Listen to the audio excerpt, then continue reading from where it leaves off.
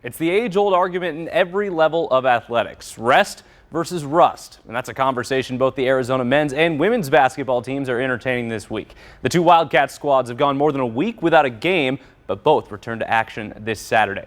The men will host Colgate at the McHale Center, their first game since taking down Michigan State on Thanksgiving Day. It begins a unique three-week stretch for the Cats, just 3 games in 21 days, all on Saturdays. Meanwhile, the women come back to face UNLV after a 13-day layoff, complete with a return flight from the Bahamas. Here's how both coaches see the long practice week and the return to play. You hope it's beneficial, and at the end of the day, I just don't think you can overthink it. We play Saturday afternoon. The ball's going to get tipped. You got to be ready to go for 40 minutes. I don't really think rust, and it's funny because we needed to get healthy, but then we had people out with concussions, sick, so it didn't even really benefit that much.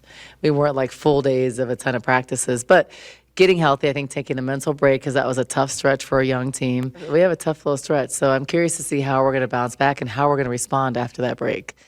I feel like us mentally are very tough as a team, and with the coach, Lloyd. He's one of the most tough guys I've ever met in my life. But, I think our mental toughness is fine. It's probably more physical for all of us because, it's just very hard team, very physical game in general. For the team, really just emphasizing the details of how to beat UNLV and how to and we worked on adding a few more plays and things like that, just really expanding things on our game and on our team. So I think that's really what we've been working on.